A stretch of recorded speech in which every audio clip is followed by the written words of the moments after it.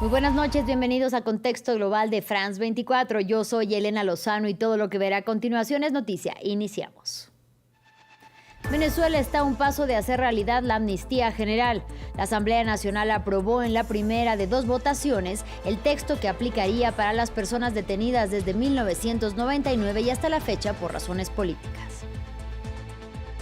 Cuba está dispuesta a dialogar con Estados Unidos, pero sin presiones y con respeto a la soberanía. Así lo afirmó Miguel Díaz-Canel, mientras su gobierno se prepara para enfrentar los efectos de la escasez de combustible. La Casa Blanca insiste en que ambos países ya están negociando un tratado nuevo, mejorado y modernizado. Esa es la petición de Donald Trump después de que hoy expirara el New START, el pacto de control de arsenales nucleares entre Estados Unidos y Rusia. El Kremlin afirmó que está listo para dialogar con la Casa Blanca.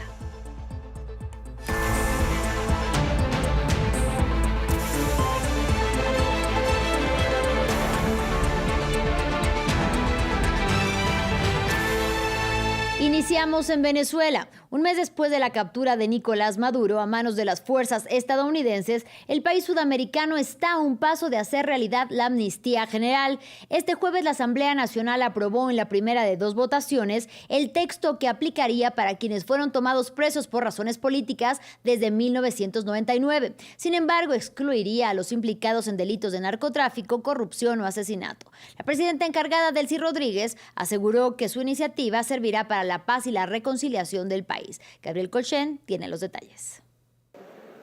Un paso más cerca de la amnistía general. Como lo prometió la presidenta encargada Delcy Rodríguez, este jueves el Parlamento venezolano empezó a debatir la iniciativa gubernamental.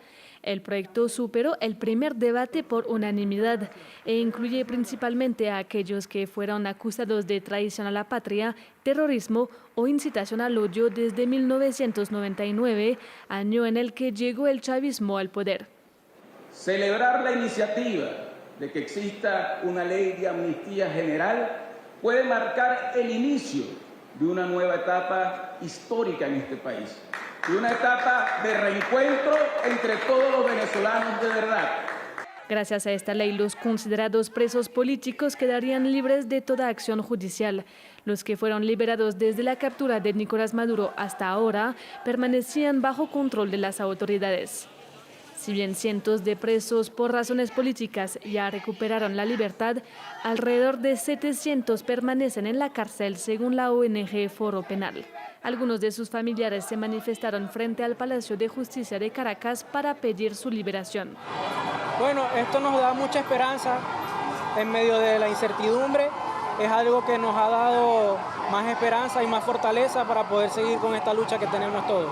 Aquí hay personas que tienen a sus familiares desde hace años presos injustamente y hoy queremos que todos estén libres y que no sean unos pocos, sino que seamos todos los que estemos libres con nuestros familiares en la calle.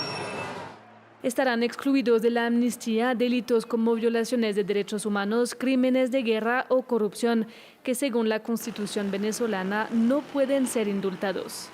El proyecto de ley aún debe pasar por una fase de consultas, ser aprobado en un segundo debate y pasar por sanción presidencial para que sea una realidad. Vamos ahora a Cuba. El presidente Miguel Díaz-Canel aseguró que su gobierno está abierto al diálogo en medio de las crecientes amenazas de Estados Unidos y del llamado del mandatario Donald Trump a no enviar petróleo a la isla. En contraste, la Casa Blanca insiste en que ambos países ya están negociando y exige prudencia de La Habana. Veamos el informe. La Habana se abre al diálogo con Washington y prepara planes de contingencia energética. El presidente, Miguel Díaz-Canel, ofreció una rueda de prensa este jueves tras las recientes amenazas y coerciones estadounidenses con aranceles a países que proporcionen petróleo a la isla caribeña, un tema de máxima sensibilidad tras la captura de Maduro en Venezuela y el cambio discursivo del chavismo impuesto por Trump. Cuba está dispuesta a un diálogo con los Estados Unidos, a un diálogo sobre cualquiera de los temas que se quiera debatir o dialogar. ¿Con qué condiciones?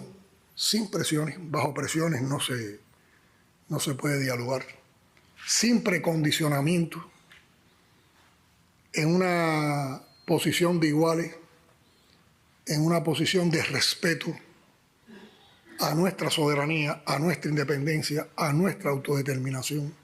El mandatario cubano lanzará una estrategia de contingencia multisectorial para enfrentar la escasez de combustible, que afectará a las actividades cotidianas de la población y que asegura no serán permanentes, mientras anuncia un mayor compromiso con el abastecimiento de energía solar. La persecución energética, la persecución financiera, el recrudecimiento con estas medidas coercitivas es tal que sabemos que tenemos que hacer un trabajo muy fuerte, muy creativo, muy inteligente para sortear todos esos obstáculos.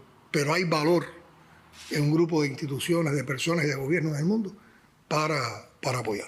La isla caribeña, en medio de apagones cada vez más frecuentes y prolongados, genera preocupaciones para Naciones Unidas. El secretario general está sumamente preocupado por la situación humanitaria en Cuba, que empeorará si no colapsará, si no se satisfacen sus necesidades petroleras. Señala que durante más de 3 décadas la Asamblea General ha pedido constantemente el fin del embargo impuesto por Estados Unidos a Cuba. En tanto, la Casa Blanca anunció que la diplomacia está en marcha y el canciller cubano reafirmó sus vínculos con China en una visita que busca mantener las alianzas. En Estados Unidos, Donald Trump no quita el dedo del renglón. Insiste en su llamado a los republicanos para nacionalizar el voto en la Unión Americana. Un deseo que no solo cuenta con el rechazo del opositor Partido Demócrata, sino que genera división dentro de su propia fuerza política. Según asegura el mandatario, sin presentar pruebas, las elecciones están plagadas de corrupción y los estados no son capaces de contar los votos de manera legal y honesta. Para hablar sobre el tema, saludo con mucho gusto a Carlos Díaz Olivo, quien es analista político, abogado y catedrático de la Facultad de Derecho de la Universidad de Puerto Rico. Buenas noches y bienvenido. Gracias. Muchos saludos. ¿Qué preocupa y divide sobre esta nueva propuesta de Donald Trump para nacionalizar las elecciones? Bueno, en primer término hay un problema de índole constitucional porque la Constitución de los Estados Unidos, en su artículo 1, sección 4, dice que el proceso de regular la forma, manera de hacer las elecciones para seleccionar representantes y senadores está en manos de los estados. Entonces lo que Donald Trump está diciendo, que va a arrebatar ese poder a los estados para que sea el gobierno federal quien lo haga. Sí que hay un problema de naturaleza constitucional si el gobierno federal lo puede hacer. Y el segundo problema es el que se planteó en la introducción de este tema, que es que se utilice entonces por el presidente como una manera de asegurar el balance en el Congreso a favor del Partido Republicano, impugnando que lo que está pasando en esos procesos electorales en los estados es un proceso viciado y que por lo tanto hay que federalizarlo.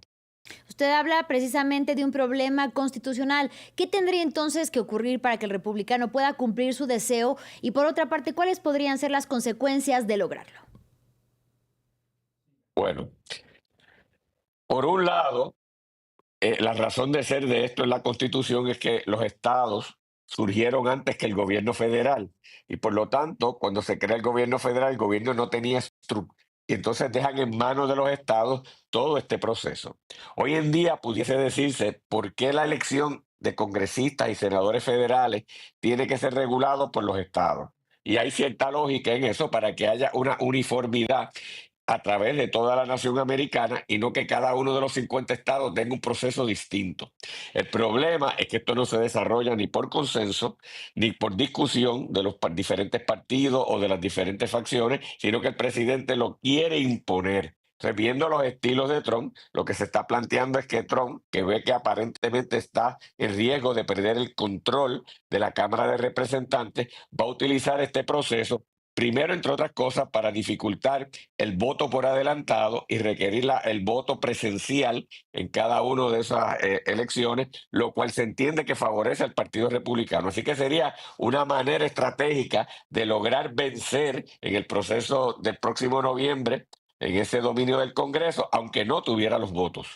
Ahora, las afirmaciones de Trump son infundadas, ya lo decíamos, no ha presentado pruebas sobre la corrupción de la que acusa a los estados. En este punto, su insistencia podría crear divisiones profundas e irreversibles al interior del Partido Republicano. Bueno, es de esperar porque después de los incidentes que ha habido recientemente en el estado de Minnesota y concretamente en la ciudad de Minneapolis, sectores de su propio partido se han asustado y ven la cosa complicada. Entonces recuerda que los políticos, al fin y al cabo, podrán pertenecer a un partido, pero velan por su propia subsistencia.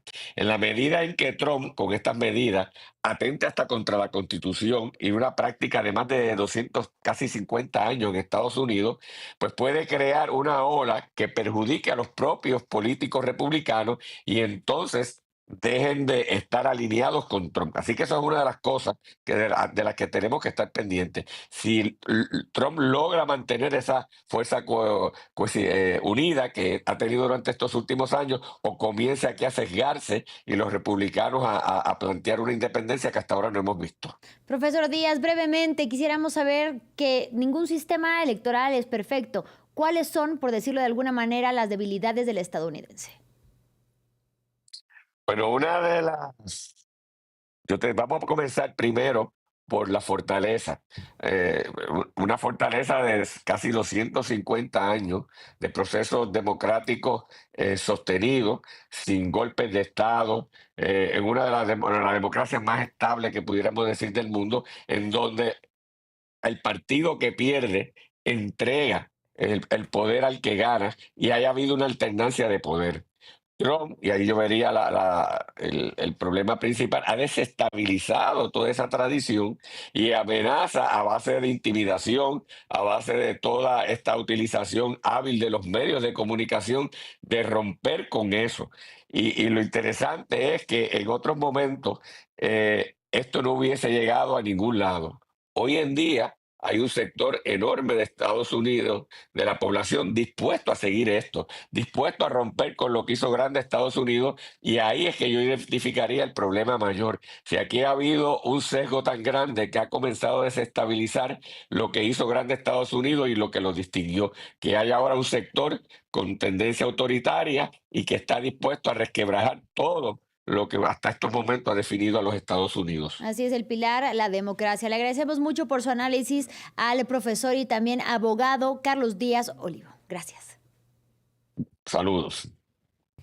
En otros temas, un nuevo, mejorado y modernizado acuerdo de no proliferación nuclear con Rusia. Esa es la petición de Donald Trump después de que hoy expirara el New START, el pacto de control de arsenales nucleares que había estado en vigor desde el 2010 y que limitaba el arsenal nuclear de ambas partes a 1.550 ojivas. El Kremlin afirmó a través de su portavoz Dmitry Peskov que está listo para dialogar con la Casa Blanca si responde constructivamente a la propuesta de seguir respetando los límites.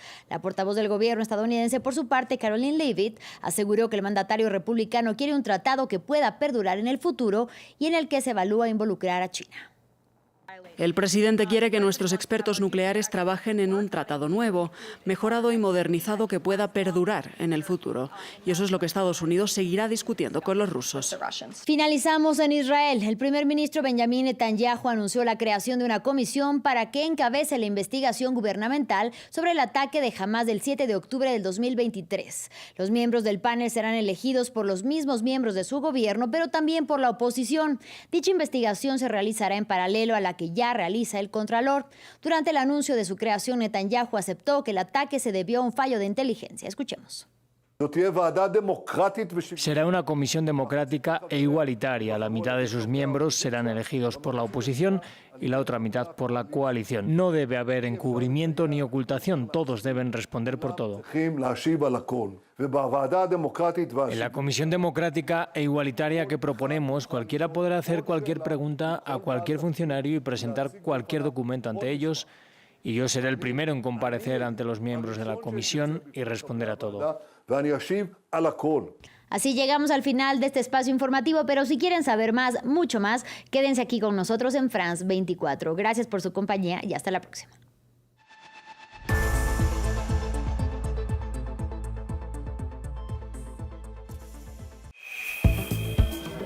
En un instante, deportes. Enlace del Cono Sur hasta el Océano Índico. Desde los Andes hasta China. Una mirada semanal con los temas más importantes de los países. Presentado por los corresponsales de France 24 en español. Enlace en France 24 y France24.com.